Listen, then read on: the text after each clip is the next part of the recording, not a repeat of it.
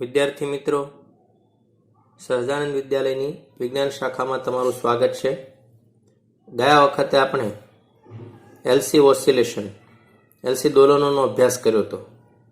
આપણે તે વિષયમાં કેપેસિટરનો નેચર જોયો હતો કે એકલું કેપેસિટર હોય તો ખૂબ જ ટૂંકા સમયમાં અચાનક ઝડપથી કરંટ જે છે એકદમ હાઈ થઈ જાય, ઇન્ફિનિટ થઈ જાય અને તરત જ ઝીરો થઈ જાય. આ નેચર કેપેસિટરનો છે. જ્યારે ઇન્ડક્ટર આવા તરત થતા ફેરફારનો વિરોધ કરે છે, ફેરફાર થાય પણ ધીમે ધીમે. આ કારણથી એનર્જી જે છે એ કેપેસિટરમાંથી ઇન્ડક્ટરમાં, ઇન્ડક્ટરમાંથી કેપેસિટરમાં કેવી રીતે જાય છે તે બાબત આપણે જોઈ હતી. સાથે સાથે એલસી પરિપથનું વિકલ સમીકરણ ઉપરથી વીજભારનું સમીકરણ અને પ્રવાહનું સમીકરણ આપણે મેળવ્યું હતું.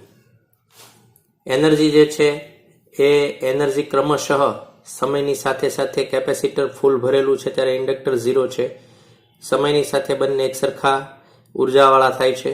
ત્યારબાદ કેપેસિટર ખાલી થઈ જાય છે, ઇન્ડક્ટરમાં એનર્જી જતી રહે છે. આ બાબતો આપણે એલસી દોલકોમાં જોયું હતું. તમે વિદ્યુત ચુંબકીય તરંગોનો અભ્યાસ કર્યો તેમાં પણ તમે જોયું હતું કે સળિયાઓ ઇન્ડક્ટર તરીકે અને ગોળાઓ કેપેસિટર તરીકે વર્તે છે, તેથી તેને એલસી દોલનો કહે છે. જ્યારે તમે વિદ્યુત ચુંબકીય તરંગો જે છે તે ઉત્પન્ન કેવી રીતે થાય છે તેની થિયરીમાં આ બાબત તમે જોઈ હતી. તો આ છે એલસી દોલકો. હવે આપણે ચેપ્ટરની અંતિમ થિયરી જે છે તે છે ટ્રાન્સફોર્મર. તો આજે આપણે ટ્રાન્સફોર્મરનો અભ્યાસ કરીશું.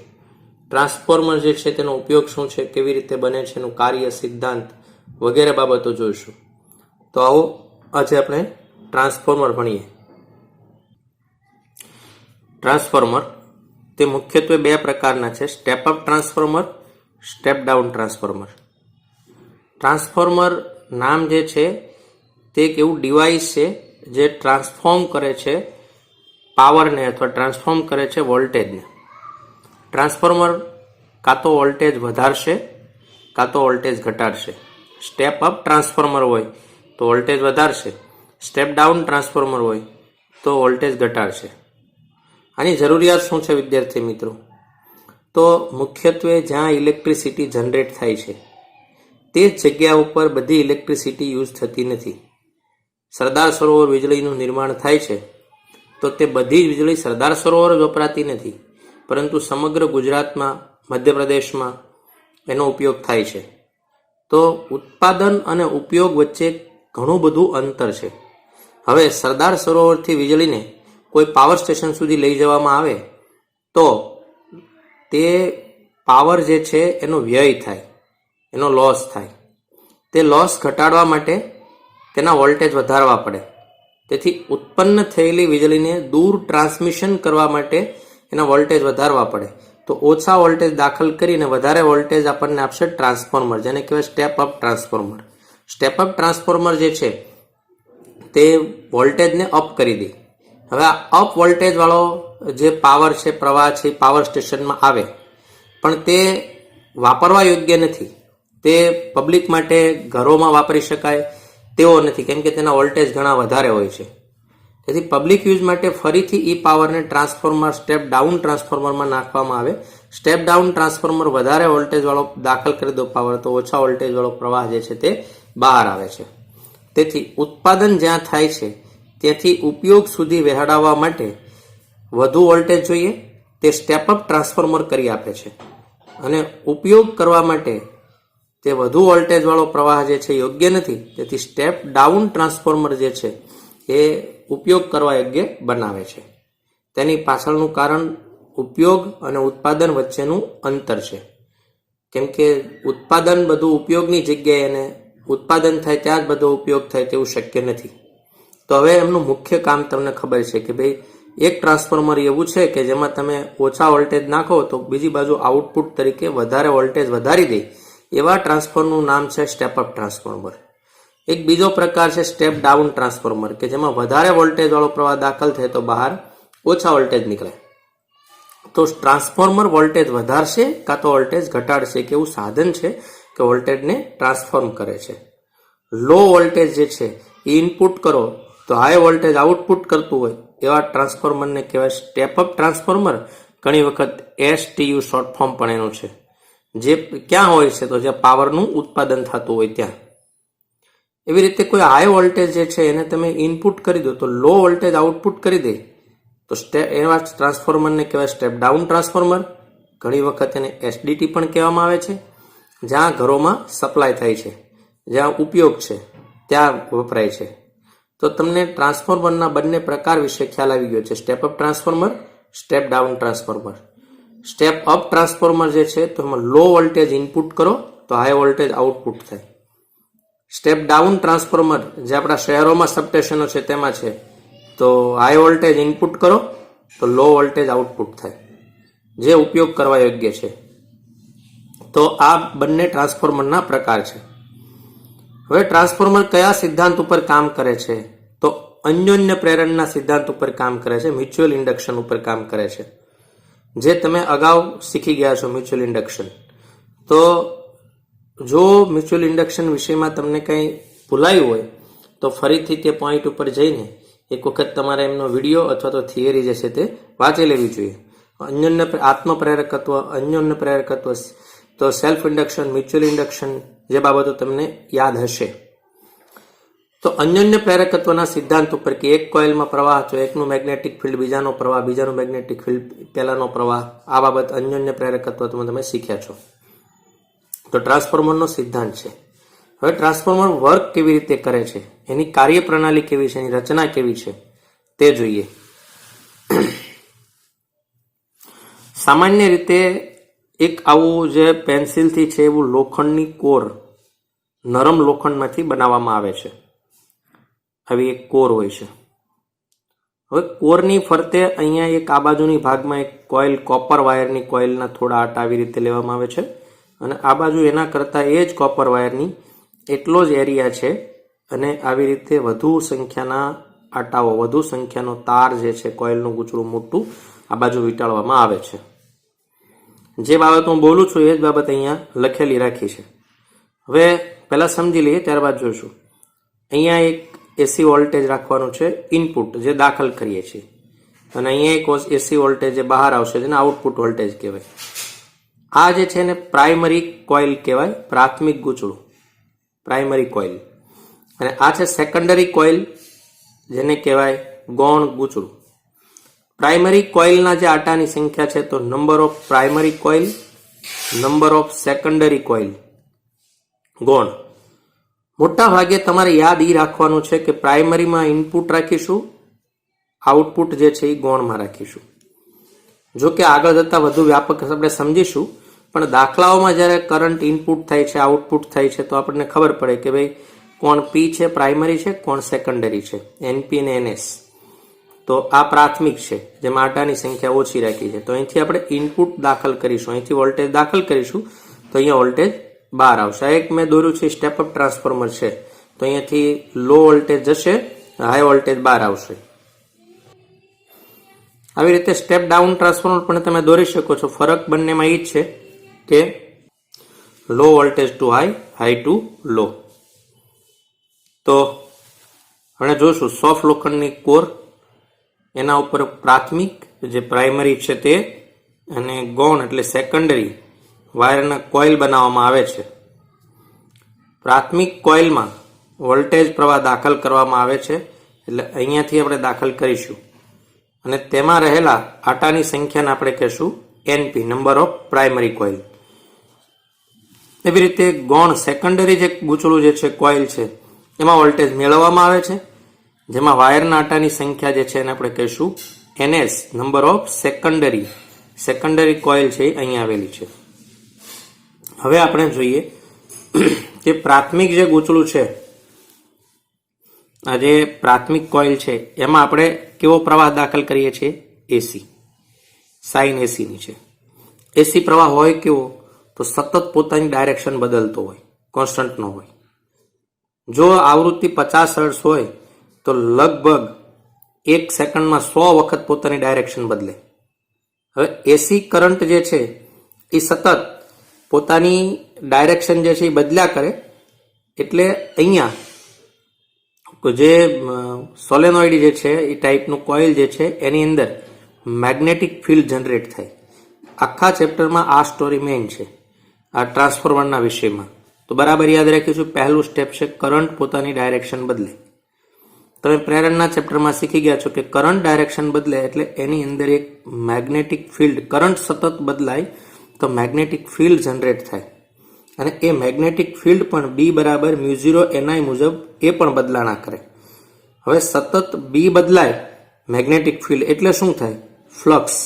યાદ કરો, ફ્લક્સ એટલે ચુંબકીય ક્ષેત્ર રેખાની સંખ્યા. આ ચુંબકીય ક્ષેત્ર રેખાની સંખ્યા જે છે એ પણ ચેન્જ થાય. હવે આ જે અહીંયા ઉત્પન્ન થયેલી આ જે મેં આછી લાઈનો છે એ મેગ્નેટિક ચુંબકીય ક્ષેત્ર છે, મેગ્નેટિક ફિલ્ડ છે.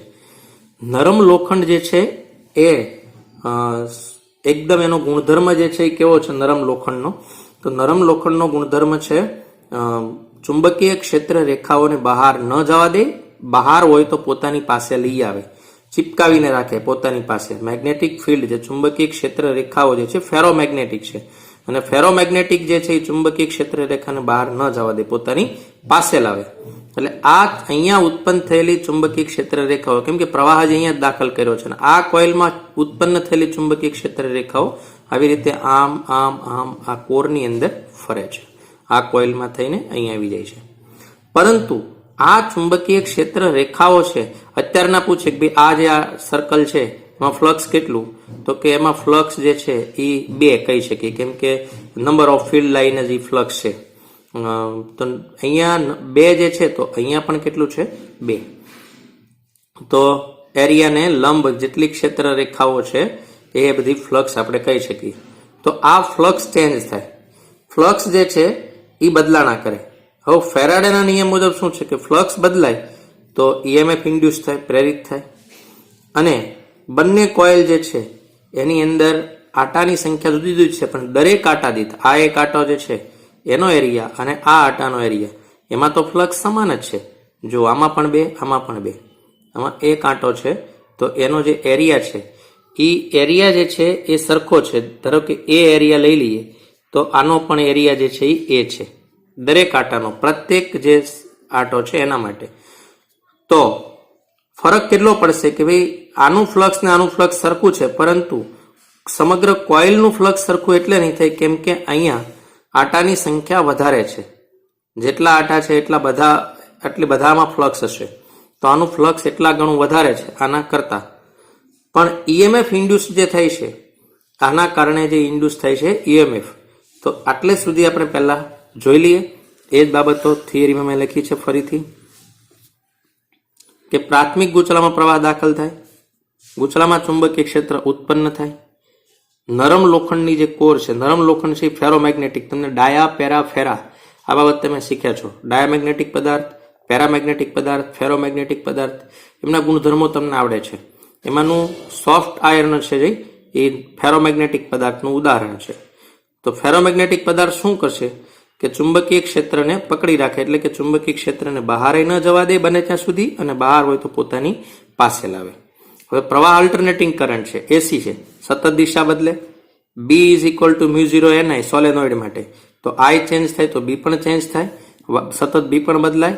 એટલે કે ફ્લક્સ જે છે, ક્ષેત્ર રેખાની સંખ્યા જે છે, કોને કહેવાય? તો માની લઈએ કે આવું કોઈ કોઇલ હોય તો ઉપર જતી આ ક્ષેત્ર રેખા જે છે એને લંબ જેટલી ક્ષેત્ર રેખાઓ છે એ ફ્લક્સ છે, એ પણ બદલાય. તો ફેરાડેનો નિયમ મુજબ ફ્લક્સ બદલાય તો EMF જે છે તે પ્રેરિત થાય. જો કે બંને જે કોઇલ છે, બંને કોઇલના દરેક આટામાં એટલે કે એરિયા સમાન હોય તો ફ્લક્સ સમાન હોય, પણ એક આટા દીઠ ફ્લક્સ જે છે એ સમાન હશે.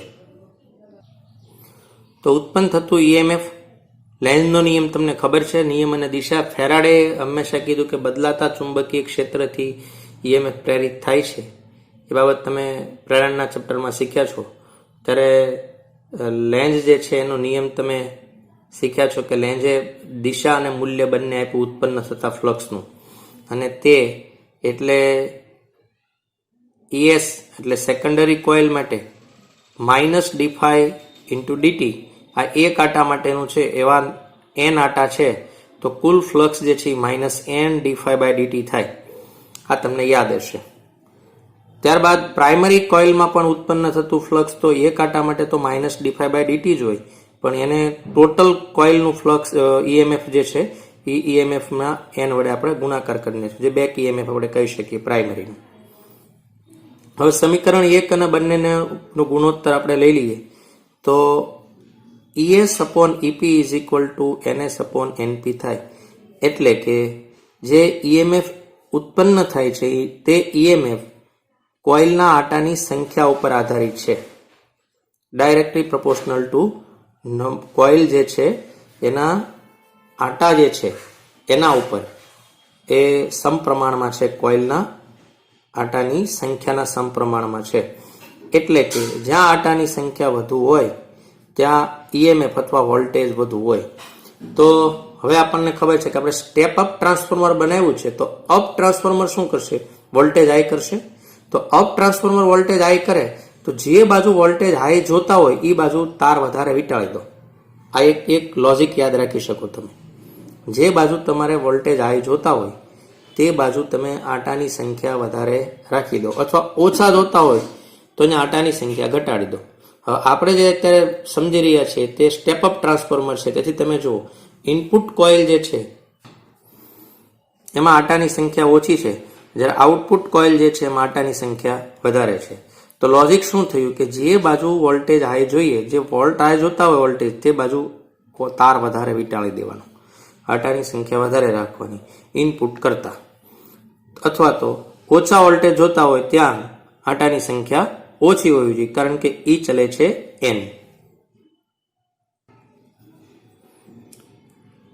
એટલે કે સ્ટેપ અપ ટ્રાન્સફોર્મર હોય તો આપણને ખબર છે કે ભાઈ સેકન્ડરીમાં વોલ્ટેજ વધે, કેમ કે બહાર નીકળતું સેકન્ડરી છે, ઇનપુટ મેઇન છે. તો ત્યાં આટાની સંખ્યા પણ વધારે હોવી જોઈએ, આઉટપુટ વોલ્ટેજ વધારે હોય. સ્ટેપ ડાઉન ટ્રાન્સફોર્મર હોય તો ત્યાં પ્રાઇમરીમાં ઓછા વોલ્ટેજ હોવા જોઈએ. તો પ્રાઇમરીમાં ઓછા વોલ્ટેજ હોય તો આટાની સંખ્યા પણ ઓછી હોવી જોઈએ. આઉટપુટ વોલ્ટેજ હોય કેવા હોય? ઘટે. ટૂંકમાં જ્યાં વધારે વોલ્ટેજ જોઈએ ત્યાં આટાની સંખ્યા વધારી દો. તો ટ્રાન્સફોર્મરનું મિકેનિઝમ બનાવવા માટેનો પ્રિન્સિપલ એક આ છે. નરમ લોખંડની કોર તો લીધી, તાર આપ્યો, પછી કોઇલ તમને બનાવવાનું કીધું. તમારા હાથમાં જો સ્વતંત્ર નિર્ણય હોય કે સ્ટેપ અપ ટ્રાન્સફોર્મર બનાવો, સ્ટેપ ડાઉન ટ્રાન્સફોર્મર બનાવો, તો આપણને આ યાદ રાખવાનું કે જ્યાં વધારે વોલ્ટેજ જોતા હોય તે બાજુ આટાની સંખ્યા વધારે. હવે સ્ટેપ અપ ટ્રાન્સફોર્મરમાં આપણને ખબર છે કે વોલ્ટેજ વધવા જોઈએ, તો આપણે તે સેકન્ડરીમાં આટાની સંખ્યા વધારી દઈશું. સ્ટેપ ડાઉન હોય તો સેકન્ડરીમાં ઓછી રાખીશું આટાની સંખ્યા. એટલે કે ઉલટું. પણ સૈદ્ધાંતિક રીતે ટ્રાન્સફોર્મર બનાવવા માટે તમને આ બેઝિક ખ્યાલ હોવો જોઈએ. આપણને એમ થાય ક્યાં બનાવવાનું છે, પરંતુ દાખલા જે ગણવાના છે એના આધારિત MCQ જે છે એ તર્કના MCQ પૂછાય ત્યારે આ બાબત તમને ખબર હોવી જોઈએ કે ટ્રાન્સફોર્મર બનાવવા માટે જે બાજુ વધારે વોલ્ટેજ જોઈએ તે બાજુ આટાની સંખ્યા વધારે હોવી જોઈએ કોઇલના. અને અગાઉ મેં તમને કીધું એમ પ્રવાહ AC છે. આપણે આ વાતનું વારે વારે પુનરાવર્તન કરવાના છીએ. AC કરંટ સતત બદલાય એટલે એના કારણે ઉત્પન્ન થતું ચુંબક બદલાય. ચુંબકીય ક્ષેત્ર બદલાય એટલે ફ્લક્સનું નિર્માણ થાય, એટલે ફ્લક્સ બદલાય, અને ફ્લક્સ બદલાય એટલે EMF ઇન્ડ્યુસ થાય. તો એ EMF જે છે એનું સૂત્ર -dϕdt છે. માઇનસ એટલા માટે છે કે તે જેના કારણે ઉત્પન્ન થાય છે તેનો જ વિરોધ કરે એવું ચુંબકીય ક્ષેત્ર ઉત્પન્ન થાય તે દિશામાં EMF પ્રેરિત થાય છે. આ ખૂબ મોસ્ટ IMP જે બાબત છે તે લેન્ઝનો નિયમ છે, એ તમે એકાદ વાર રિવિઝન કરી લેજો. આગળ વધીએ. EMF કે V બંને જો ઇઝ ઇક્વલ લઈએ, EP ના બદલે VP કહીએ અથવા ES ના બદલે VS લઈએ તો આ સૂત્ર છે એમાં E ના બદલે V લાગી જાય. VS VP NS NP. જો ટ્રાન્સફોર્મર જે છે એની ક્ષમતા 100% ધારીએ, એટલે કે આદર્શ ટ્રાન્સફોર્મર જે છે એની કાર્યક્ષમતા 100% ધારી લઈએ. જો કે વાસ્તવિકમાં પ્રેક્ટિકલમાં કોઈ ટ્રાન્સફોર્મર એવું નથી કે જેટલો ઇનપુટ પાવર આપો એટલો આઉટપુટ પાવર મળે. કંઈક ને કંઈક તો ઓછો થાય ને થાય, એનર્જી લોસ થાય ને થાય. જેટલો પાવર આપણે ઇનપુટ કરીએ, ચાહે વોલ્ટેજ વધારવા માટે કરીએ કે વોલ્ટેજ ઘટાડવા માટે કરીએ, બંને હેતુ ટ્રાન્સફોર્મરનું બીજું કોઈ કામ જ નથી. કોઈ પણ એલિમેન્ટનું નેચર જ સમજો. કેપેસિટર એટલે શું હોય, ઇન્ડક્ટર શું હોય, રેઝિસ્ટર શું હોય. આખા ઇલેક્ટ્રિકલના તમામ ચેપ્ટરોનું અવલોકન તમે કરશો તો દરેક એલિમેન્ટનો નેચર તમે બરાબર સમજો એના વિષયમાં, તો તમને દાખલાઓ સોલ્વ કરવાનું ઇઝી થઈ જશે. તો ટ્રાન્સફોર્મરનું કામ, ટ્રાન્સફોર્મર સ્ટેપ અપ વોલ્ટેજ કરી દે અથવા સ્ટેપ ડાઉન એટલે કે વોલ્ટેજ ઘટાડી દે. પરંતુ આ પ્રક્રિયામાં જેટલું તમે એને આપશો વધારવા માટે કે ઘટાડવા માટે, તેટલું તે પાછું નહીં આપે. 100 રૂપિયા આપશો તો બની શકે કે 90 રૂપિયા પાછા આપે. ભલે વોલ્ટેજ વધારીને આપે. 100 આપ્યા શું કામ? તો કે વોલ્ટેજ વધારી દો. 100 કાપ્યા શું કામ? તો વોલ્ટેજ ઘટાડી દો. એટલે વોલ્ટેજ ઘટાડવા માટે આપો કે વોલ્ટેજ વધારવા માટે આપો, પણ એટલા એ પાછા આપશે નહીં. કંઈક ઓછું પાછું આપશે. પણ આદર્શ ટ્રાન્સફોર્મર જે છે એ આદર્શ ટ્રાન્સફોર્મરમાં આપણે એવું ધારીએ, તમને દાખલામાં વારે વારે કહેવામાં આવશે કે એક આદર્શ ટ્રાન્સફોર્મર એટલે સમજી લેવાનું કે input power is equal two output power. જેટલું આપો એટલું વધારીને પાછું કે ઘટાડીને પાછું તમને આપશે. P is equal two IV આપણું સૂત્ર છે. તો અહીંયા V પણ લખી શકો, E પણ લખી શકો. તો EP IP is equal to ES IS. તો ES by EP is equal to IP by IS, કેમ કે ES by EP is equal to IP by IS. તો અહીંયા એક નવો રિલેશન તમને ખ્યાલ આવશે કે E જે છે એ પ્રવાહના વ્યસ્ત પ્રમાણમાં છે. આટાની સંખ્યાના સમપ્રમાણમાં અને પ્રવાહના વ્યસ્ત પ્રમાણમાં. મોસ્ટ IMP રિલેશન છે પ્રવાહ અને વોલ્ટેજ વચ્ચેનો. V ચલે છે 1/I. એટલે શું થશે કે જો તમે વોલ્ટેજને વધારશો તો પ્રવાહ ઓછો મળશે, બંને નહીં વધી જાય. જ્યારે સ્ટેપ અપ ટ્રાન્સફોર્મર થાય છે તે વોલ્ટેજ વધારે છે તો કરંટ ડાઉન કરે છે, કરંટ ડિક્રીઝ થાય છે વોલ્ટેજ જ્યારે ઇન્ક્રીઝ થાય છે. તો આ ઉલટા સુલટો રિલેશન ખાસ આપણે યાદ રાખીશું કે કોઈ પણ ટ્રાન્સફોર્મર માટે આટાની સંખ્યા વોલ્ટેજના સમપ્રમાણમાં અને પ્રવાહ જે છે એ વ્યસ્ત પ્રમાણમાં હોય છે. હવે તમે વિચારો કે સ્ટેપ અપ ટ્રાન્સફોર્મર હોય તો સેકન્ડરી બાજુ, આઉટપુટ બાજુ આટાની સંખ્યા વધારે છે તો ત્યાં પ્રવાહ નિશ્ચિત ઓછો છે એમ સમજો તમે. પ્રવાહ ઓછો હોય, વોલ્ટેજ વધારે હોય તે પ્રવાહ ઓછો હોય, વોલ્ટેજ ઓછા હોય તે પ્રવાહ વધારે હોય. તો આ યાદ રાખીશું આપણે બરાબર. આ બધા નાની નાની બાબત જે છે એ MCQમાં અને દાખલાઓ સોલ્વ કરવામાં કામમાં આવશે. જો ટ્રાન્સફોર્મર વોલ્ટેજ વધારે છે તો પ્રવાહ ઘટાડશે જ, કેમ કે ઉર્જા સંરક્ષણ છે. અને આમ પણ તમે લખી શકો છો કે ભાઈ E ના બદલે V, અહીંયા E ના બદલે V, આમ પણ લખી શકાય. V ચલે છે 1/I. ટૂંકમાં અત્યાર સુધી આપણે જે શીખ્યા છીએ એ આટલા સૂત્રો, કોમન એક સૂત્ર જે છે એ શીખ્યા. ES બાય EP કહો કે VS બાય VP કહો તો NS એની જેમ જ લખાય, NS બાય NP. જે લખો તે 1/2 લખો તો પણ પ્રવાહ ઉલટો હંમેશા લખવાનો, IP બાય IS. આ આપણે યાદ રાખીશું. આ બધાના ગુણોત્તરના બદલે R લખી શકો. R ને ટ્રાન્સફોર્મેશન ગુણોત્તર કહેવામાં આવે છે. R જો એક કરતાં મોટો હોય તો સ્ટેપ અપ ટ્રાન્સફોર્મર કહેવાય, આઉટપુટ વોલ્ટેજ વધારે હોય. અને R જો એક કરતાં નાનો હોય તો સ્ટેપ ડાઉન ટ્રાન્સફોર્મર હોય, આઉટપુટ વોલ્ટેજ ઓછો હોય. આમાં ગમે તેનો ગુણોત્તર તમે લઈ લો, તે ગુણોત્તર એક કરતાં જો મોટો આવે છે તો પણ તમને ખ્યાલ આવશે કે આપણે જે કામ કરી રહ્યા છીએ તે ટ્રાન્સફોર્મર સ્ટેપ અપ છે, અથવા નાનો આવે તો સ્ટેપ ડાઉન ટ્રાન્સફોર્મર છે. તો આમાંથી કોઈ પણના ગુણોત્તરના આધારે પણ તમને ખ્યાલ આવશે. આ પણ મોસ્ટ IMP વાત છે. સામાન્ય રીતે આટલા સૂત્રોના આધારમાં ઘણા બધા દાખલાઓ હોય. પાવર ટ્રાન્સમિશન લાઇન જે છે એમાં પાવર ટ્રાન્સમિશન લાઇન 400 આટાની પ્રાથમિક, એટલે આપણને ખબર પડી ગઈ કે આ જે છે એ NP છે. 4000 આટાની પ્રાથમિક એટલે આ NP છે. ગૂંચળાના સ્ટેપ ડાઉન ટ્રાન્સફોર્મરમાં, તો ટ્રાન્સફોર્મરની આપણને ખબર પડી ગઈ કે આ સ્ટેપ ડાઉન ટ્રાન્સફોર્મર છે.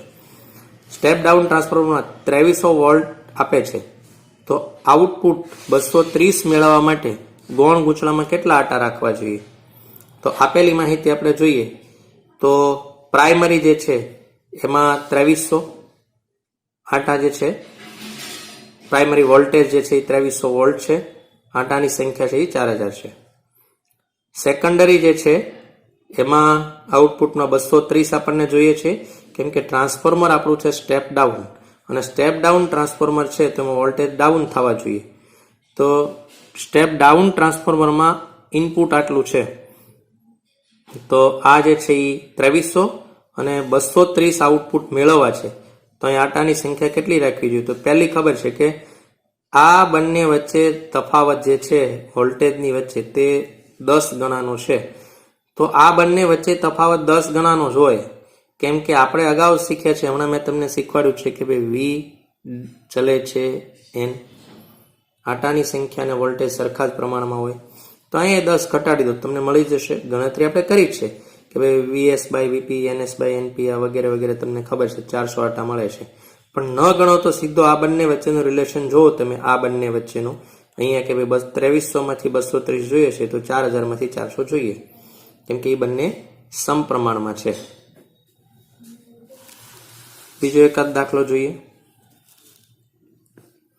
આદર્શ ટ્રાન્સફોર્મરના આઉટપુટ સાથે, એટલે આ છે ઈએસ અને આ છે આઈએસ, 440 વોલ્ટ અને 5 એમ્પિયર બહાર આવે છે, તથા એનપી 100 છે અને એનએસ 2 એનપી એટલે કે 200 હોય.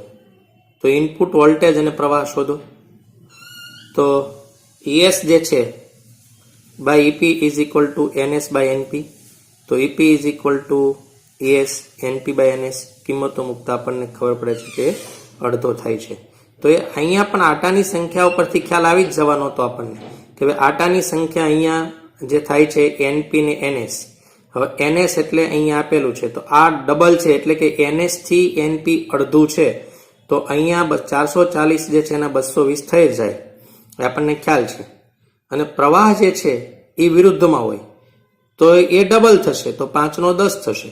તો આ દાખલો પણ તમે ન ગણો તો આટાની સંખ્યા ઉપરથી તમને વોલ્ટેજ મળી જાય અને એના ઉપરથી જ તમને કરંટનું રિલેશન પણ મળે છે, કેમ કે આ આપણને ખબર છે કે ભાઈ ઈ જે છે એ ચલે છે એન અને બીજું છે ઈ ચલે છે 1/I. તો આ અડધા ડબલનો સંબંધ હોય એવો વોલ્ટેજમાં હોય અને પ્રવાહમાં એના કરતા ઉલટો હોય. તો આનો ઉપયોગ કરીને પણ તમે સ્વાધ્યાયના વધારે દાખલા જે છે ટેક્સ્ટ બુકના એ તમે પ્રેક્ટિસ કરી શકશો આટલા સૂત્રનો ઉપયોગ કરીને. હવે પ્રેક્ટિકલમાં જે વાસ્તવિક ટ્રાન્સફોર્મર જે છે એમાં ક્યારેય પાવર જેટલો ઇનપુટ હોય એટલો આઉટપુટ ન હોય, ઉર્જાનો વ્યય થાય જ કંઈક ને કંઈક તો ઓછી થાય. તેથી પ્રેક્ટિકલ ટ્રાન્સફોર્મરમાં હંમેશા દાખલ કરેલો પાવર વધારે હોય એના કરતાં કંઈક ઓછું આઉટપુટ મળે. આ લોસ જે છે એ લગભગ બધા જ ડિવાઇસ જે છે એમાં છે.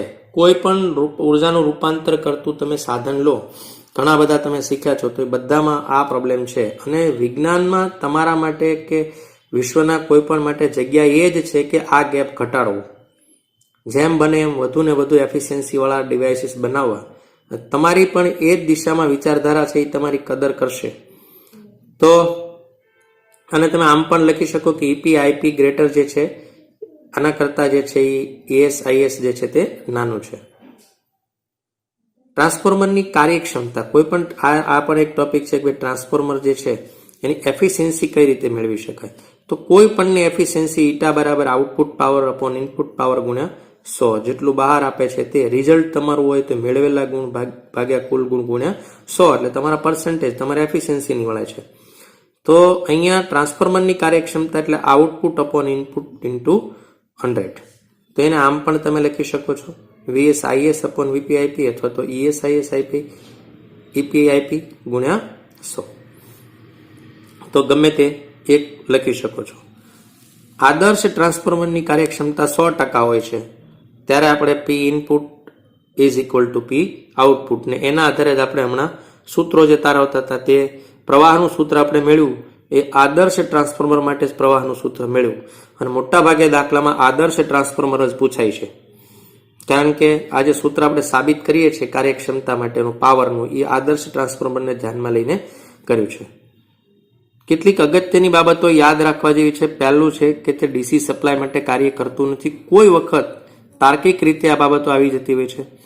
આગળ આપણે તમે એમ્પ્લીફાયર અને ટ્રાન્ઝિસ્ટર ભણવાના છો સેમિકન્ડક્ટર ચેપ્ટરમાં, તો એ આના જેવું હોય છે. એટલે તે પણ નથી કે અમને આ જે ટ્રાન્સફોર્મર છે એને એમ્પ્લીફાયર કહી શકાય નહીં, તેમાં ટ્રાન્ઝિસ્ટરની જેમ કોઈ પાવર મળતો નથી.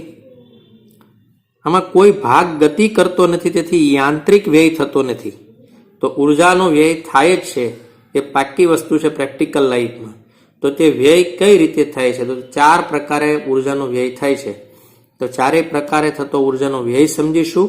શા માટે ઇનપુટ પાવર કરતા આઉટપુટ પાવર ઓછો મળે છે તે બાબત વચ્ચે કોણ એ લોસ કરે છે, કોણ ખાઈ જાય છે?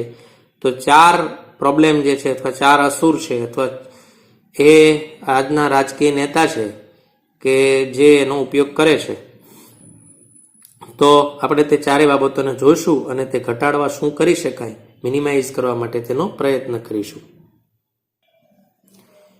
વ્યવહારમાં વપરાતા ટ્રાન્સફોર્મરમાં થતો ઉર્જાના વ્યય અને એના કારણો.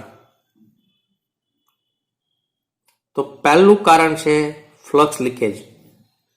ફ્લક્સ લીકેજના કારણે એનર્જી જે છે એનો લોસ થાય છે. સૌથી પહેલા આપણે જોઈએ કે લોખંડનું આવું નરમ લોખંડનું કોર આપણે લીધું, એના ઉપર વાયર વાઇન્ડિંગ કર્યું, આવી રીતે કોઇલ બંને બનાવી. હવે જેવો એસી સપ્લાય આપણે પસાર કરીએ એની અંદર, તો એસી સપ્લાય પસાર કરીએ એટલે સતત દિશા બદલતો પ્રવાહ, સતત ચેન્જ થતો જે કરંટ જે છે એમાંથી પસાર થાય, એટલે અહીંયાથી મેગ્નેટિક ફિલ્ડ ઉત્પન્ન થાય. હવે એક કોઇલને મેં બાજુમાં રાખી છે.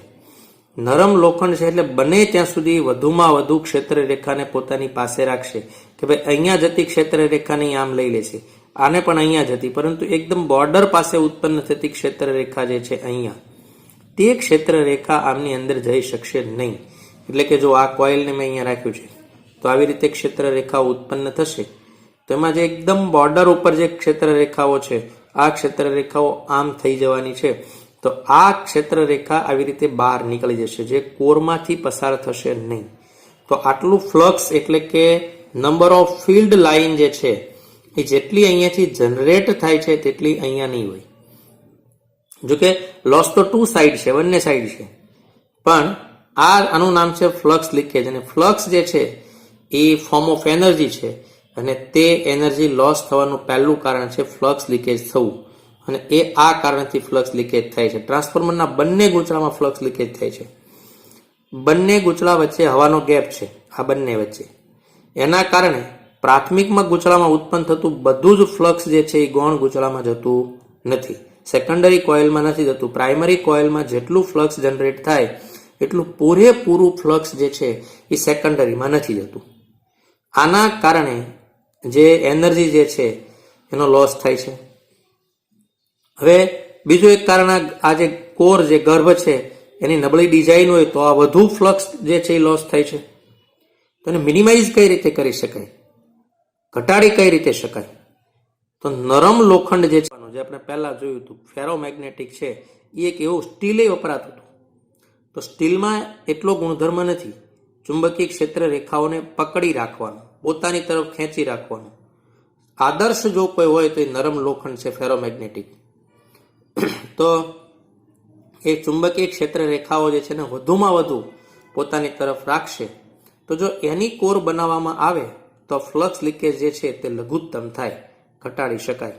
ડિઝાઇન સારી કરવામાં આવે તો આ ફ્લક્સ લીકેજથી જે એનર્જી લોસ થાય છે એમાં આપણને થોડો ઘણો ફાયદો થાય છે.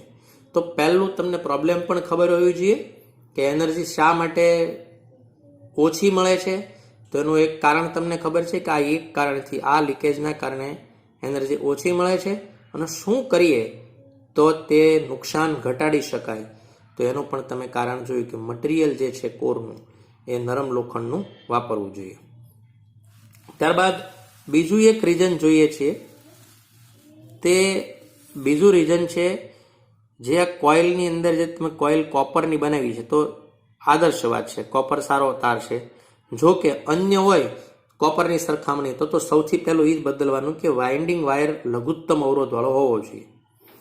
તો લઘુત્તમ અવરોધવાળો વાઇન્ડિંગ વાયર આપણે કોપરનો લીધો છે, પણ તો પણ એને ખુદને પોતાનો તો એક અવરોધ હોય જ, રેઝિસ્ટન્સ ઓફ વાઇન્ડિંગ્સ, પોતાનો અવરોધ તો દરેક તારને હોય જ. મટીરિયલ છે તો એની અંદર એના વિરોધ કરતા પાર્ટિકલ્સ રહેવાના. તો કરંટ જ્યારે આમાંથી પસાર થાય છે કોપરમાંથી, ત્યારે એની અંદર ખુદનો એક અવરોધ છે જ.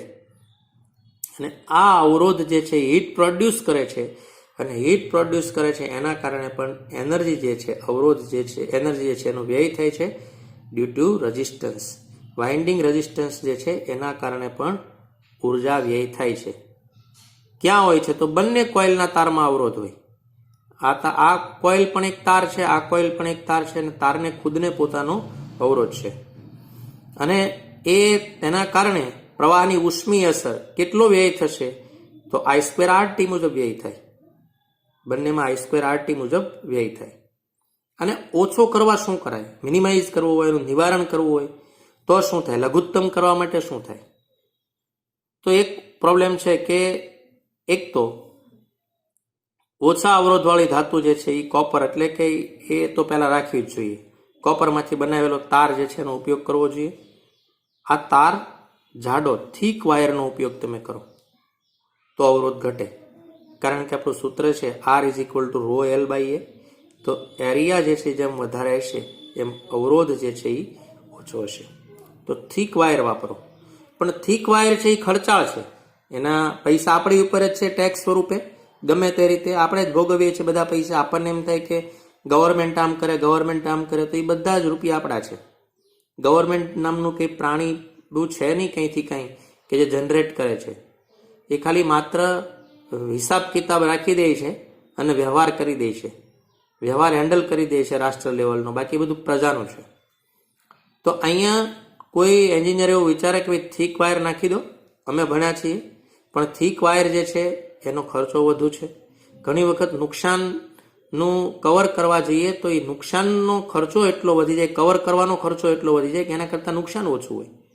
50 રૂપિયાનું નુકસાન કવર કરવા 150 રૂપિયાનો ખર્ચો થઈ જાય. તો એ યોગ્ય નથી.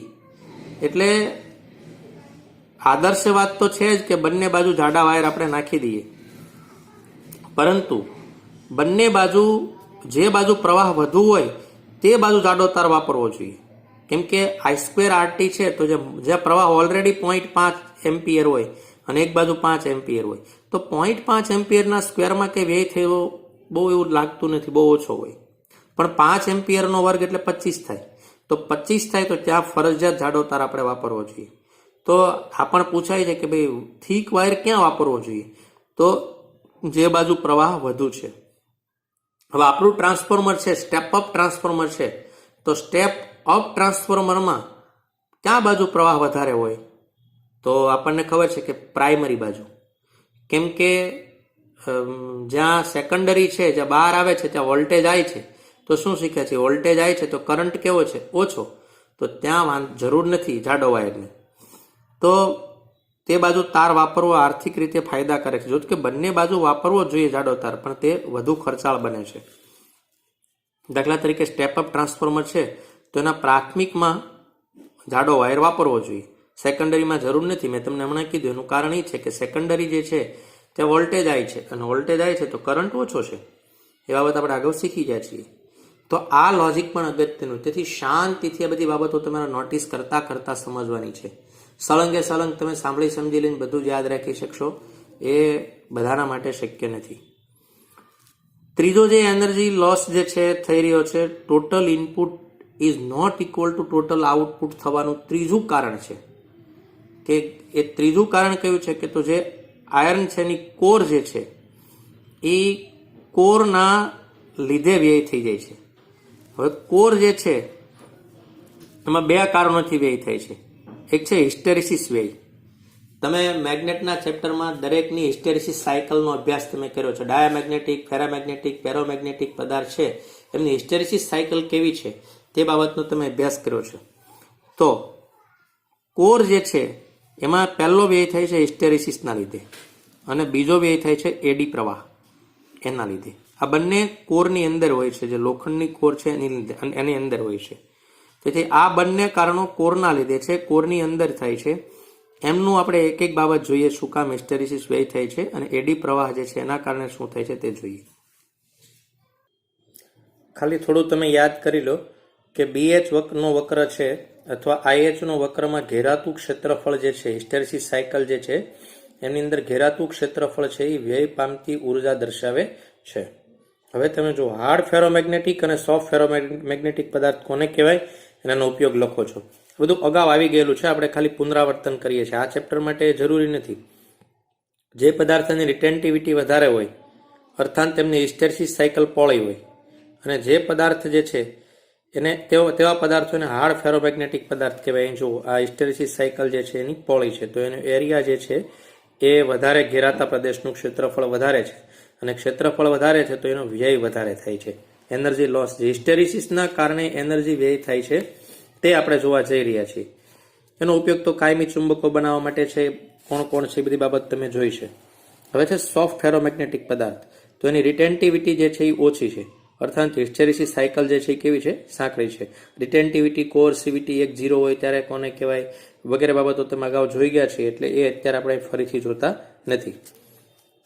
તો સોફ્ટ ફેરોમેગ્નેટિક પદાર્થ તરીકે જો ઉત્તમ ઉદાહરણ છે નરમ લોખંડ, જેની આપણે ટ્રાન્સફોર્મરની કોર બનાવીએ છીએ. ઇલેક્ટ્રોમેગ્નેટ બનાવવામાં આવે છે, પોર્ટ ઉપર એના ઉપયોગો થાય છે, એ બધી બાબતો આપણે બેલ જે છે ઇલેક્ટ્રિક બેલ એમાં પણ વપરાય છે. પણ એમની હિસ્ટેરેસિસ સાયકલ જે છે એ સાંકડી છે, અને હિસ્ટેરેસિસ સાયકલ સાંકડી છે એટલે આમાં ઘેરાતા પ્રદેશનું ક્ષેત્રફળ જે છે એ ઓછું તમને દેખાય છે, એટલે વ્યય જે છે તે ઓછો થાય છે. જે હિસ્ટેરેસિસ વ્યય જે થવાનું કારણ જે છે એ કોર જેની બનાવવામાં આવી છે તે મટીરિયલની હિસ્ટેરેસિસ સાયકલ ઉપર આધારિત છે. તેથી એવું મટીરિયલ વાપરવું જોઈએ કે જેની હિસ્ટેરેસિસ સાયકલ સાંકડી હોય, તો વ્યય જે છે તે ઓછો થાય. તો આ જે કારણ છે એ કારણ આપણે હવે જોઈએ. Hysteresis loss. પ્રત્યાવર્તી પ્રવાહ સતત પોતાની દિશા બદલાવે છે. મેં હમણાં તમને કીધું કે 50 હર્ટ્ઝ આવૃત્તિ હોય તો લગભગ 100 વખત દિશા બદલી નાખે 1 સેકન્ડમાં પોતાની આવી રીતે અપડાઉન. એના કારણે શું થાય? જ્યારે આ ડાયરેક્શનમાં હશે દિશા, જ્યારે પ્રવાહની દિશા કોઇલમાં આ હોય ત્યારે મેગ્નેટિક ફિલ્ડ જે છે એ આ ડાયરેક્શનમાં ઉત્પન્ન થશે. વળી પાછું બદલાય એટલે વળી આ દિશામાં ઉત્પન્ન થશે. તો થાય છે શું? સતત જે છે એ પોતાનું મેગ્નેટિક ફિલ્ડ દિશા બદલે છે. એટલે શું થાય? પહેલા મેગ્નેટાઇઝેશન થાય, પછી આની વાયર ડીમેગ્નેટાઇઝેશન થાય, પછી ઓપોઝિટ ડાયરેક્શનમાં રીમેગ્નેટાઇઝેશન થાય. આમ સતત થયા કરે. મેગ્નેટાઇઝેશન, ડીમેગ્નેટાઇઝેશન, રીમેગ્નેટાઇઝેશન, ફરી પાછું ડીમેગ્નેટાઇઝેશન.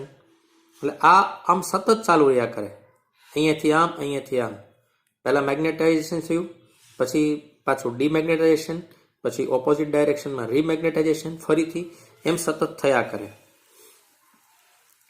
હવે આ જે હિસ્ટેરેસિસ સાયકલ જે છે ને, હિસ્ટેરેસિસ સાયકલ એમાં સતત આ ફેરફાર થયા કરે. અપ ડાઉન, મેગ્નેટાઇઝેશન, ડિમેગ્નેટાઇઝેશન એમ સતત થયા કરશે. તો આ ખાસ વાત યાદ રાખીશું. હમણાં મેં તમને બતાવી લાઈન કે ઉર્જાનો વ્યય જે થાય છે તે હિસ્ટેરેસિસ લૂપના ક્ષેત્રફળના સમપ્રમાણમાં હોય છે. અને હમણાં એ પણ મેં તમને શીખવાડ્યું કે નરમ લોખંડની હિસ્ટેરેસિસ લૂપ એકદમ સાંકડી હોય છે. એ તેનો ઉપયોગ કરવાથી ટ્રાન્સફોર્મરની કોર જે છે એ નરમ લોખંડમાંથી બનાવવામાં આવે તો આ હિસ્ટેરેસિસ લોસ જે છે તે લઘુત્તમ કરી શકાય અને મિનિમાઇઝ કરી શકાય. એ સાંકડી લૂપ નરમ લોખંડની હોય તેવા દ્રવ્ય છે એનો ટ્રાન્સફોર્મરની કોર બનાવવાથી, એનો ઉપયોગ કરવાથી આ પ્રકારનો વ્યય છે એ ઘટાડી શકાય છે. અને નરમ લોખંડ જે છે એની રિટેન્ટિવિટી, કોર્સિવિટી બંને નીચી હોય છે. બાબત તમે આગળના ચેપ્ટરમાં શીખ્યા છો. ત્યારબાદ છે મોસ્ટ આઈએમપી ટોપિક અને છેલ્લો જે આપણું ઉર્જા વ્યય લીકેજ જે થાય છે તે છે એડી પ્રવાહના કારણે, એડી કરંટના કારણે લોસ થાય છે. અને એડી કરંટ પણ કોરની અંદર ઉત્પન્ન થાય છે. થોડું આપણે યાદ કરી લઈએ.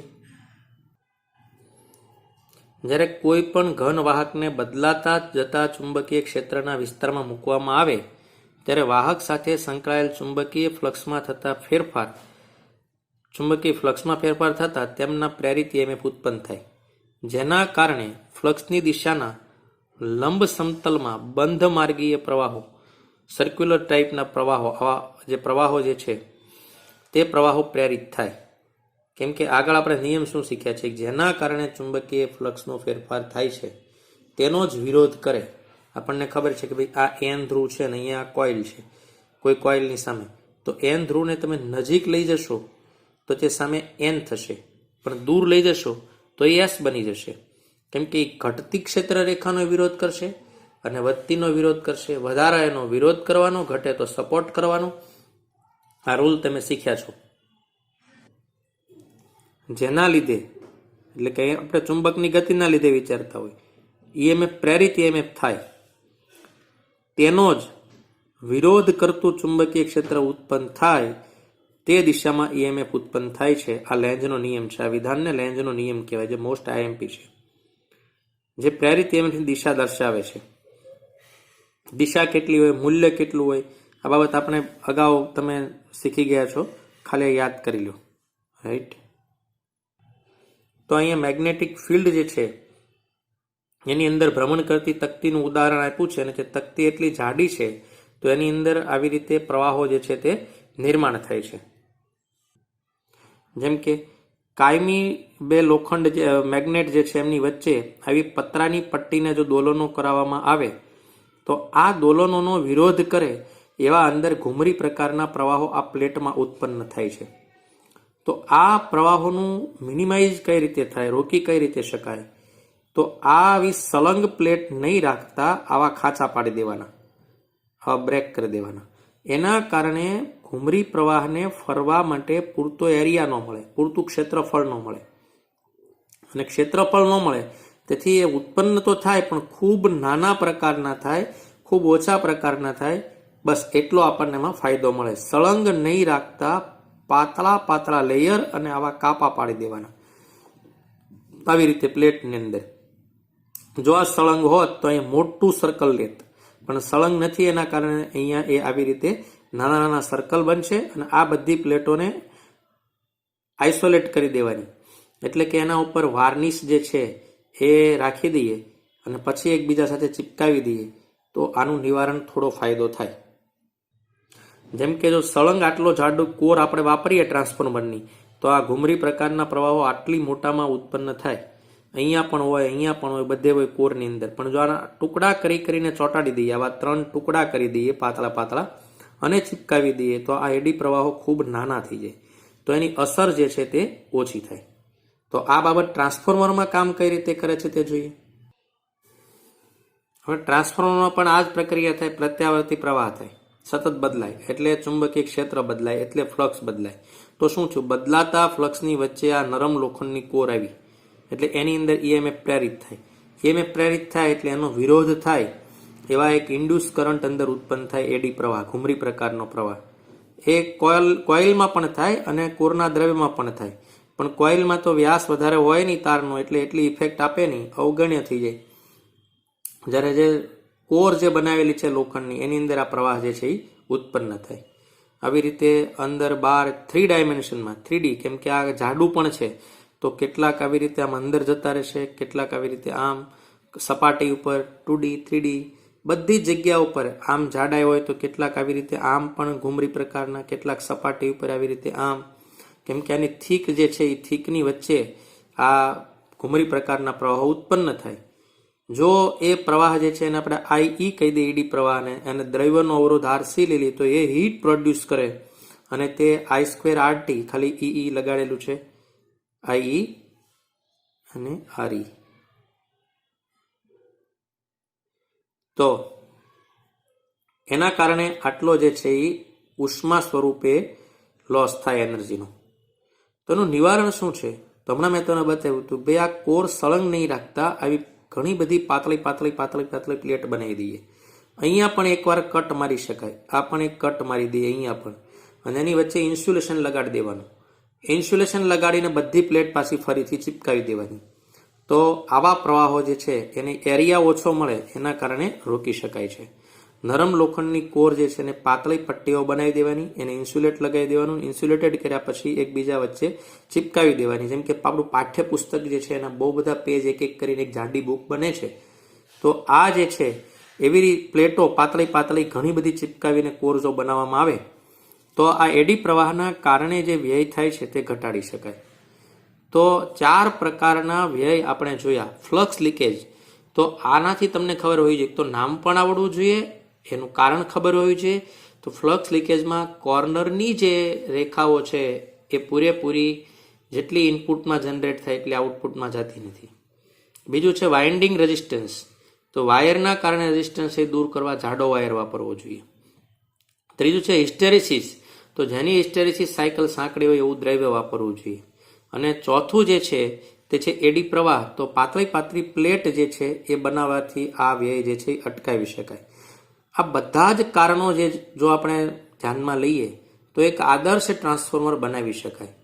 તો ટ્રાન્સફોર્મરમાં આનાથી વધુ કાંઈ આપણી એક્ઝામમાં પૂછાતું છે નહીં, પણ ટ્રાન્સફોર્મર શબ્દ ક્લિક કરતા આખી એક સળંગ સ્ટોરી, એક આખો એપિસોડ તમારા મગજમાં ક્રમશઃ આવવો જોઈએ કે ટ્રાન્સફોર્મર કહેવાય કોને, ટ્રાન્સફોર્મરના પ્રકાર કેવા છે, શા માટે step up transformer, step down ટ્રાન્સફોર્મરની જરૂરિયાત શું છે, આ બધી જ બાબતો જે છે તમે સમજતા હોવા જોઈએ. તો ટ્રાન્સફોર્મર જે છે એમાં આદર્શ ટ્રાન્સફોર્મર કેવું હોય, લીકેજ કેવી રીતે થાય, લીકેજ કેવી રીતે દૂર કરી શકાય, આ સમગ્ર ઓપરેશનના તમે જાણકાર હો તો એક સારા જાણકાર તરીકે આવનારા ભવિષ્ય માટે દેશને મદદરૂપ થઈ શકો. તો વિદ્યાર્થી મિત્રો, આ સાથે આપણું પ્રકરણ જે છે તે સમાપ્ત કરીએ છીએ. સાથે સાથે ભાગ 3 પણ સમાપ્ત થાય છે. આવનારા સમયમાં ભાગ 4 જે છે ટેક્સ્ટ બુકનો, જે અંતિમ છે 12થનો, તેમાં પ્રવેશ કરીશું. પરંતુ આ બધા જ ચેપ્ટરોના સૂત્રોની નોટ તમે ન બનાવી તો હજી પણ ટાઈમ છે, કેમ કે એક્ઝામ મે સુધી ગઈ છે. એનો પૂરો લાભ લેવો જોઈએ. આળસ ખંખેરી જાગૃત થઈ અને સૂત્રોની અલગથી નોટ બનાવો. તે સૂત્રોની નોટ કે કાર્ડ લઈને MCQ સોલ્વ કરવા બેસો. જો તે ન બનાવતા આવડતું હોય તો હું ગણેલા દાખલા MCQ જે છે એ PDF સ્વરૂપે મૂકું છું. તેમાંથી એકવાર બધા દાખલાઓમાં વપરાયેલું સૂત્ર કલેક્ટ કરો. લગભગ છેલ્લા નીટ કે JEE કે બોર્ડમાં પૂછાયેલા દાખલાના સૂત્રો જો તમે કલેક્ટ કરો તો 60%થી વધુ સૂત્રોનો ઉપયોગ આવનારા વર્ષમાં થાય જ છે. આપણને એમ થાય નીટ કે JEEમાં MCQ રિપીટ નથી થતા, બરાબર છે, પણ એની જો તમે માઇક્રોસ્કોપિક અવલોકન કરશો તો 60%થી વધુ રિપીટ સૂત્રો થાય છે. ક્યારેક ક્યારેક 80% સુધીના સૂત્રો રિપીટ થાય છે. પાછલા 10 વર્ષના પેપર કે 15 વર્ષના તમે ખાલી જોઈ લીધા એટલે એની ફોર્મ્યુલા જોઈ લીધી તો એ જ ફોર્મ્યુલા જે છે એ બોર્ડ, ગુજકેટ, JEE, નીટમાં પૂછાય છે. આ ફિઝિક્સની સફળતાનું એક રાજ છે. પણ એવું મહેનત કરીને એની તારવણી જ કરવી, અલગ કરવા અને એ મથામણી જે કરવી છે એ જ તમારી મહેનત છે ને એને તમારે સમય આપવો જોઈએ. તો એક આયોજનબદ્ધ કામ થાય. કેવળ મહેનત જે છે એની પ્લાનિંગ સાથેની મહેનત કામમાં આવે. કોઈ પણ ચેપ્ટરમાં પાછલા વર્ષમાં નીટમાં પૂછાયેલા MCQ હું મૂકું છું વિથ સોલ્યુશન PDFમાં. એ એટલા માટે છે કે એમાં તમે સૂત્રો તારવી શકો અને સમજી શકો. ખાસ તો થિયરી બાબત છે વધુ પુનરાવર્તિત કરવી જોઈએ અને સૂત્રોને સમજવું જોઈએ. કેટલીક નાની બાબતો પણ નોટિસ કરવી જોઈએ. તો જેને આદર્શ તરીકે એક આઈડિયલ વિદ્યાર્થી તરીકે ઊભું થવું છે અને એનું પરિણામો મેળવવા છે, તેમણે આ દિશામાં કામ કરવું જોઈએ. એનો બીજો કોઈ પર્યાય નથી ન કામ કરવાનો. તો સમયની રાહ જોઈને સમય પસાર કરવાનો અને કોઈના કોઈ બાના કે કોઈની કોઈ મદદ હેઠળ રાહ જોતા હોય તો એ તમારો ભ્રમ છે. તો તમે બધા સારામાં સારી રીતે પ્લાનિંગથી મહેનત કરી અને પ્રકરણના સ્વાધ્યાયના દાખલા અને સાથે MCQ જે છે તે બધા જ તમે સોલ્યુશન કરવાનો પ્રયત્ન કરશો એવી અપેક્ષા સહ પૂર્ણ કરીએ. ધન્યવાદ. વિદ્યાર્થી મિત્રો, હવે આપણે કેટલાક બાકી રહેલા સ્વાધ્યાયના દાખલા અને ઉદાહરણ જે છે તે જોઈએ. તે પહેલાં ફરીથી એકવાર યાદ કરી લઈએ કે COVID-19ના કારણે સરકારે અભ્યાસક્રમમાંથી ફક્ત પરીક્ષામાં નહીં પૂછવાના એવા કેટલાક દાખલા, થિયરી અને ઉદાહરણ છે તે યાદ કરી લઈએ. સાથે સાથે યાદ રાખો કે એ જ પરિપત્રની લાઈન છે કે આ માત્ર પરીક્ષામાં નથી પૂછવાનું, પરંતુ આ ટોપિકનું નોલેજ જે છે તે વિદ્યાર્થીને આપવું જરૂરી છે. તેથી તે કેટલીક બાબતો જે છે તે જોઈ લઈએ. આ પ્રકરણમાંથી થિયરી નથી પૂછાવાની, તે છે 7.7 પાવર ફેક્ટર. આ થિયરી ફક્ત પરીક્ષામાં નથી પૂછાવાની. તેના લીધે ઉદાહરણ જે છે તે 7, ઉદાહરણ 8 અડધું એટલે કે CD વિભાગેનું અને 9મું આ નથી પૂછાવાના. સ્વાધ્યાયના દાખલામાં પહેલાનો ખાલી B, 5મો દાખલો, 7મો અને 9મો અને વધારાનું આખું સ્વાધ્યાય 12 થી 26 જે પરીક્ષામાં નથી પૂછાવાના. મોટાભાગના ચેપ્ટરોમાં વધારાનું સ્વાધ્યાય કેન્સલ કરેલું છે. તેમ છતાં પણ આ બધા જ દાખલાઓનું સોલ્યુશન સાથેની PDF હું વોટ્સઅપમાં મૂકું છું ગ્રુપમાં. ઉપરાંત કેટલાક પાછલા વર્ષોના જે MCQ જે છે તે પણ એની PDF મૂકું છું. તે MCQ એટલા માટે છે કે પાછળના છેલ્લા 10 વર્ષના જે નીટ કે JEE કે બોર્ડ કે ગુજકેટમાં પૂછાયેલા જે દાખલાઓ છે તેમાં વપરાયેલા સૂત્રો જે છે તે સૂત્રોનું દર નવી પરીક્ષામાં 60% રિપીટ થાય છે. તેથી સૂત્રોની નોટ બનાવવી અત્યધિક આવશ્યક છે. જો તમે ન બનાવી તો દરેક એમસીક્યુમાં વપરાયેલા સૂત્રને કલેક્ટ કરતા જાઓ. આવી ગયેલું સૂત્ર રિપીટ થતું હોય તો એ નહીં લખવાનું. એના આધારે તમને આખા ચેપ્ટરનું પરીક્ષાલક્ષી ચિત્ર સ્પષ્ટ દેખાશે. તો બાકી રહેલા થોડાક કેટલાક સ્વાધ્યાયના દાખલા એટલે કે ઉદાહરણ જે છે એ 8, 10 અને 11 અને સ્વાધ્યાયના 5, 8 અને 9 દાખલા બાકી છે તે આપણે અત્યારે જોઈ લઈએ. વિદ્યાર્થી મિત્રો, વિડીયો સાથે તમારે ટેક્સ્ટ બુક અને નોટ પેન સાથે રાખવાની છે. કેલ્ક્યુલેટર લેવાનું છે કેમ કે ગણતરી તમારે જાતે કરવાની છે. રાઈટ. તો 8 નંબરનું ઉદાહરણમાં છે 283 વોલ્ટેજ મહત્તમ મૂલ્ય. તો તે છે VRMS. આપણે પહેલાં લખી દીધું VRMS 283 છે. અને 50 હર્ટ્ઝ આવૃત્તિવાળો સાઇન પ્રકારનો વોલ્ટેજ. તો આવૃત્તિ F, કેટલીક વાર આવૃત્તિની સાઇન ન્યૂ તરીકે પણ જે V જેવું હોય છે, ન્યૂ એ છાપેલું હોય છે. આપણે મોટાભાગે F વાપરીએ છીએ, પણ પ્રિન્ટેડ આવે તો ખ્યાલ આવે કે આ ન્યૂ છે. હવે આવૃત્તિ 50 હર્ટ્ઝ આપણે લખી દીધું છે. ત્યારબાદ સૌથી મહત્વની વાત છે, આ પરિપથ છે એ LCR શ્રેણી છે. આ આપણને રકમમાં કહી દીધું છે કે LCR શ્રેણી પરિપથને લાગુ પડેલું છે, જેમાં R 3 ઓહ્મ છે, L જે છે એ 25.48 મિલી હેનરી છે તો -3 ઘાત કરી દીધી છે, અને કેપેસિટર છે એ 796 માઇક્રોફેરાડ છે તો એને આપણે 10⁻6 ઘાત ફેરાડ કરી દીધું છે. તો A, B, C અને D શોધો. તો પહેલું છે પરિપથનો ઇમ્પિડન્સ શોધો. તો ઇમ્પિડન્સ Z શોધવો એટલે આપણે શું કરવું પડશે કે ભાઈ Z નું સૂત્ર આપણે મૂકી દઈએ કે Z is equal to √R² plus XL minus XC into whole square. તો અહીંયા R આપેલો છે, XL અને XC શોધવાના છે. તો XL જે છે એ આપણને ખબર છે, XL is equal two omega L is equal two 2πfL, અને XC જે છે is equal two 1/ωc is equal two 1/2πfc. તો આ બંને જે છે એની કિંમતો તમને બધી આપેલી છે અહીંયા. તો આ તમારે સાદુરૂપ પહેલાં આપવાનું છે XL અને XC નું. તો XL જે છે એ આપણને મળશે 8 અને XC જે છે એ આપણને મળશે 4.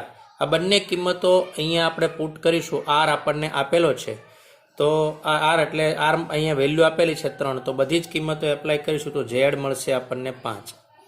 તો આ પ્રક્રિયા તમારે કરવાની છે. પહેલું સ્ટેપ લેવાનું છે XL શોધવાનું, XC શોધવાનું, અને એ બંને કિંમતો જે છે એ એપ્લાય કરતા તમને જે Z છે એ મળશે, જે ફર્સ્ટ છે પહેલું કે Z કેટલો છે, તો Z જે છે એ તમને મળશે 5. ત્યારબાદ બી પૂછ્યો છે કે સ્ત્રોતનો વોલ્ટેજ અને પ્રવાહ વચ્ચેનો કળા તફાવત. તો કળા તફાવત એટલે phi is equal to tan inverse. આપણને ખબર છે કે મોટામાંથી નાનું બાદ તો XC minus XL by R. તો આની કિંમતો તમારે મૂકવાની છે. XC તમને ખબર છે તો XC અહીંયા છે 4, XL જે છે એ છે 8 અને R તો વેલ્યુ જે છે તે મળશે -53.1 ડિગ્રી. અહીંયા આવશે -53.1 ડિગ્રી. ઋણ નિશાની જે છે એ બે છેડા વચ્ચેના વોલ્ટેજ કરતા પરિપથનો પ્રવાહ જે છે એ પાછળ બતાવે છે. જો કે આ પોઝિટિવલી મોટામાંથી નાનો બાદ કરીએ તો ઋણ નિશાનની આવશ્યકતા નથી. તો આપણને એમ જ ખબર પડે કે અહીંયા L મોટો છે, તો L મોટો છે એટલે ગ્રાફ જો આપણે દોરીશું તો ગ્રાફ જે છે એ અવરોધનો આવી રીતે આપણને મળશે કે અહીંયા અવરોધ R છે અને XC અહીંયા ડાઉન છે તો XL મોટો છે, તો આ ભાગ જે છે એ આવશે XL માઇનસ XC. તો અહીંયા આપણને ફાઇનલ અવરોધ મળવાનો છે. તો આપણને ખબર છે કે પ્રવાહ અહીંયા છે તો એમની કરતાં એ ફાઈ જે છે એ પ્રવાહ જે છે એ પાછળ છે, એટલે ઋણ નિશાની એવું દર્શાવે છે કે વોલ્ટેજ કરતા પરિપથનો પ્રવાહ જે છે એ પાછળ છે. ત્યારબાદ છે C. તો Cમાં આપ્યું છે પરિપથમાં વ્યય થતો પાવર શોધો. તો power P P is equal to I square R T થાય. આઈ સ્ક્વેર આર ટી એક સેકન્ડ છે, તો માટે આઈ આરએમએસ ની વેલ્યુ મેળવવી પડશે. તો આઈ આરએમએસ ની વેલ્યુ મેળવવા માટે આપણને ખબર છે કે ભાઈ I RMS is equal to I naught by √2 થાય. પણ આઈ નોટ આપેલું નથી, તો આપણે એમ પણ કહી શકીએ કે ભાઈ ઇઝ ઇક્વલ ટુ 1/√2. હવે વી મહત્તમ એમ લખ્યું છે, સોરી, એટલે આ છે વી નોટ આરએમએસ ના બદલે. તો એમની કિંમત આપણે મૂકી દઈશું અહીંયા. તો વી નોટ 1/√2. વી નોટ જે છે તે 283 અને ઝેડ આપણે મેળવ્યો છે 5, જે હમણાં આપણે અહીંયા ઝેડ મેળવેલો છે. તો આઈની કિંમત આપણને મળશે 40 એમ્પિયર. હવે P is equal to I square R T આપણે મૂકવું હોય તો હવે એમાં આવશે કે ભાઈ P is equal to I square એટલે 40 નો સ્ક્વેર ને ગુણ્યા આર છે 3, તો સાદુરૂપ આપતા મળશે 4800 વોટ. તો વ્યય થતો પાવર છે. અને છેલ્લું પૂછ્યું છે ડી, પાવર ફેક્ટર. તો પાવર ફેક્ટર એટલે થાય cos phi is equal two cos 53.1 degree. તો લોગમાં જઈને તમે જોશો 90 માંથી બાદ કરીને તો એની કિંમત મળશે 0.6. તો આ છે ઉદાહરણ 8. ઉદાહરણ 10 માં આપ્યું છે કે કોઈ એરપોર્ટના સુરક્ષાના કારણોસર મેટલ ડિટેક્ટરના દરવાજામાંથી એક વ્યક્તિ પસાર થાય. જો તે કે તેણીની પાસે કોઈ ધાતુની બનેલી વસ્તુ હોય તો મેટલ ડિટેક્ટર ધ્વનિ ઉત્સર્જિત કરે છે. આ ડિટેક્ટર કયા સિદ્ધાંત ઉપર કામ કરે છે? તો મેટલ ડિટેક્ટર જે છે એ પરિપથોમાં થતા અનુનાદના સિદ્ધાંત ઉપર કામ કરે છે. એનો આન્સર મુખ્ય છે અનુનાદ. હવે અનુનાદ જે છે એમના ઉપર કેવી રીતે હોય કે દરવાજામાં જ્યારે આપણે પસાર થઈએ ત્યારે ઘણા મોટા આટાવાળી કોઇલ જે છે એના ગૂંચળામાંથી પસાર થઈએ છીએ. હવે આ જે ગૂંચળું છે એને ટ્યુન કરેલું કેપેસિટર એની સાથે જોડેલું હોય. હવે એમની વચ્ચેથી આપણે નીકળીએ જો આપણા બોડીમાં ક્યાંય પણ ધાતુનો ટુકડો હોય તો એનો ઇમ્પિડન્સ બદલાઈ જાય. ઇમ્પિડન્સ બદલાય એટલે પ્રવાહ બદલાય, અને પ્રવાહમાં ફેરફાર થતાં એમાં ગોઠવેલો એલાર્મ જે છે તે વાગે છે. તો અનુનાદનો સિદ્ધાંત હોય છે આપણે વચ્ચેથી પસાર થઈએ એટલે કોઈ મેટલ પસાર થાય, મેટલ પસાર થાય એટલે એનો ઇમ્પિડન્સ બદલાઈ જાય, ઇમ્પિડન્સ બદલાય એટલે પ્રવાહ બદલાય, અને પ્રવાહ બદલાય એટલે જે એની સાથે ગોઠવેલો એલાર્મ જે છે તે વાગે છે. ઉદાહરણ 11 છે કે દર્શાવો કે એલસી પરિપથના મુક્ત દોલનોમાં કેપેસિટર અને ઇન્ડક્ટરમાં કોઈ પણ સમયે સંગ્રહિત ઉર્જાનો સરવાળો અચળ હોય છે. આ ખૂબ મહત્વનું જે છે તે આપણું સૂત્ર છે. ધારો કે કોઈ ટી સમયે કેપેસિટર પરનો વીજભાર જે છે એને આપણે કહી દઈએ ક્યુટી, તો તે છે ક્યુનોટ કોસ ઓમેગા ટી, અને તે સમયે કરંટ જે છે એ આઈ લઈએ તો આઈ ઇઝ ઇક્વલ ટુ આમનું વિકલન છે એટલે minus Q naught omega sine omega t, જે આપણે અગાઉ થિયરીમાં તારવેલું છે. તો હવે આપણે પહેલા જોઈએ કેપેસિટર માં સંગ્રહિત ઉર્જા. અહીંયા જોશું કેપેસિટર.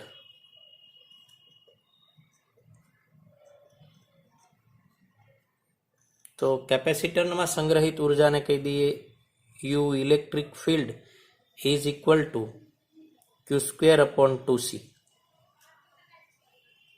જ્યાં ક્યુની કિંમત જો આપણે મૂકી દઈએ તો આપણને મળશે કે Q² અથવા Q0²/2C into cos² omega T. હવે ટી સમયે ઇન્ડક્ટર જે છે તેમાં સંગ્રહેલી ઉર્જા આપણે જોઈએ તો magnetic field is equal two 1/2 Li², જ્યાં 1/2 L અહીંથી કિંમત મૂકી દઈએ તો Q naught square omega square sine square omega t, એટલે કે omega square is equal to 1/LC હોવાથી અહીં આપણે કિંમતો મૂકી દઈએ તો અહીં આપણને એમ મળશે કે ભાઈ Q naught square upon 2C into sine square omega t. કેમ કે અહીંયા ઓમેગા સ્ક્વેરની જગ્યાએ આપણે 1/LC મૂકીએ તો એક એક એલ કેન્સલ થઈ જાય, એટલે આટલા વધશે. આ છે આપણું યુબી. હવે બંને ઉર્જાનો સરવાળો કરી કુલ ઉર્જા કેપેસિટરની છે તો કેપેસિટરની ઉર્જા આવશે યુઈ પ્લસ યુબી. તો બંનેમાં Q square upon 2C common લઈ લઈએ, ક્યુ નોટ સ્ક્વેર અપોન 2C, તો અહીંયા આવશે cos square omega T plus sign square omega T. થોડું કટ થાય છે, નીચે લઈ લઈએ. કેપેસિટરની કુલ ઉર્જા બંનેનો સરવાળો તો અહીંયા આવશે ક્યુ નોટ સ્ક્વેર અપોન 2C, તો અહીંયા છે કોસ સ્ક્વેર ઓમેગા ટી અને અહીંયા છે સાઇન સ્ક્વેર, તો plus sign square omega T. તો આપણને ખબર છે કે આ એક થઈ જાય તો કુલ ઉર્જા આપણને મળશે પાછી કેટલી, તો Q naught square upon 2C, જે અહીંયા ઓલરેડી છે. એટલે કે ક્યુ અને સી જે ઉર્જા આ જે ઉર્જા છે તે સમયથી સ્વતંત્ર છે. ટાઈમ જે છે સમય જે છે સમયથી સ્વતંત્ર છે, પરંતુ એમનો સરવાળો કોઈ પણ સમયે આટલો અચળ જ રહે છે પ્રારંભિક ઉર્જાની જેટલો જ. હવે સ્વાધ્યાયનો જે 5મો દાખલો છે એની રકમ તમે જોશો તો એમાં લખ્યું છે કે સ્વાધ્યાયનો 3જો અને 4થા દાખલામાં એક પૂર્ણ ચક્ર દરમિયાન પરિપથમાં શોષાતો કુલ પાવર કેટલો હશે અને તમારા જવાબની સમજૂતી આપો. હવે ટેક્સ્ટબુક તમે સાથે રાખશો તો સ્વાધ્યાયનો 3જો દાખલો છે પ્યોર ઇન્ડક્ટર છે. પ્યોર ઇન્ડક્ટર હોય તો તમને ખબર છે કે ગ્રાફ જે છે એ કંઈક આવો બનશે. તો ગ્રાફ આવો બનશે તો કળા તફાવત જે છે એ 90 ડિગ્રીનો થાય. ફાઈ આ ફાઈ 90 ડિગ્રીનો થાય તો એમાં પાવર જે છે એનું સૂત્ર છે P is equal to VRMS IRMS into cos phi. હવે ફાઈ 90 ડિગ્રીનો છે, આ ફાઈ જે છે એ તમે રાખી દો 90 ડિગ્રી, આની અંદર ફાઈની જગ્યાએ મૂકી દો 90 ડિગ્રી, તો તમને મળશે 0. આ જ વાત છે સ્વાધ્યાયનો 4થો દાખલો છે પ્યોર કેપેસિટિવ છે. તો પ્યોર કેપેસિટિવમાં તમને આવી રીતે વોલ્ટેજ અને પ્રવાહ વચ્ચેનો ફાઈ મળશે 90 ડિગ્રી. આમાં પણ તો અહીંયા પણ ફાઈ 90 ડિગ્રી છે.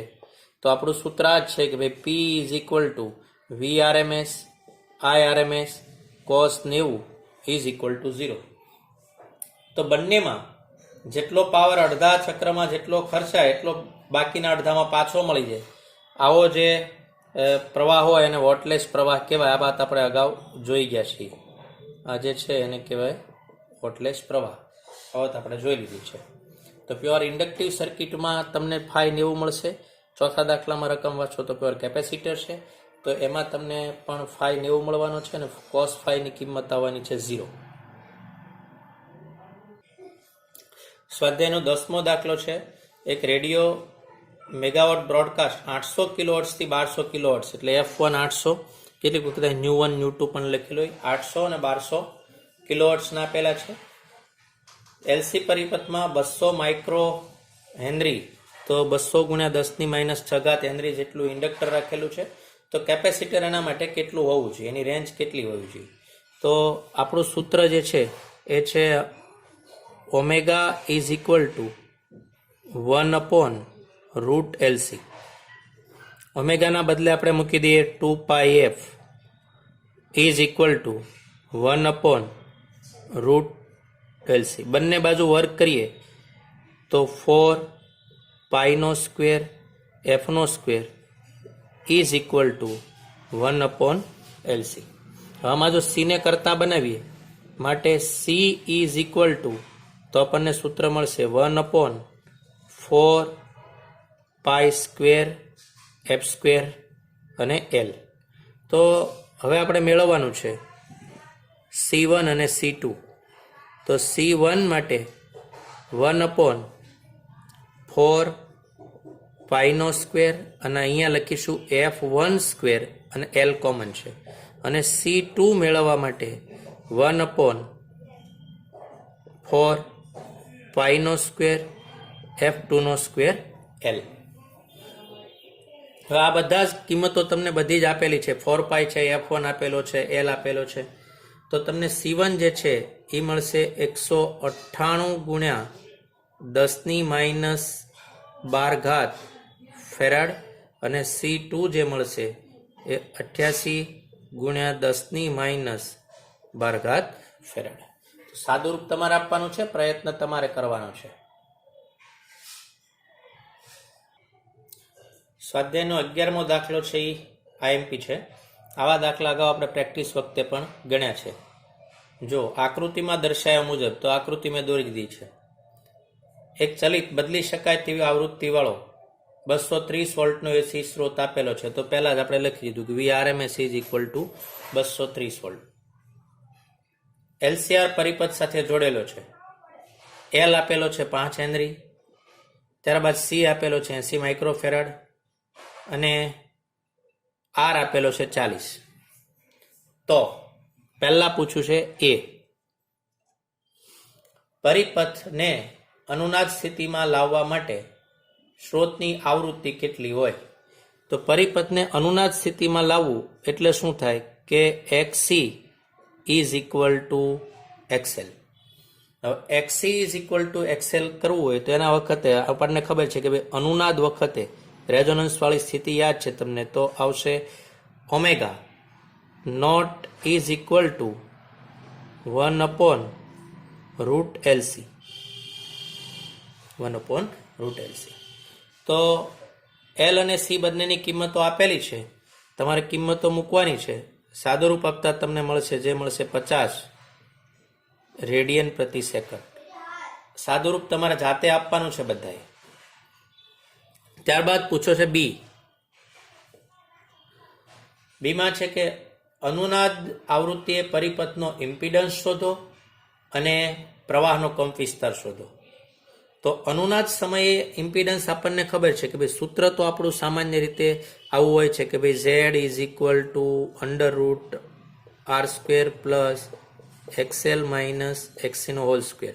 પણ અનુનાદ સમયે શું થાય તો XL is equal to XC હોય તો આ વેલ્યુ 0 થઈ જાય. એટલે આપણને ટોટલ Z કેટલો મળશે તો Z is equal two R.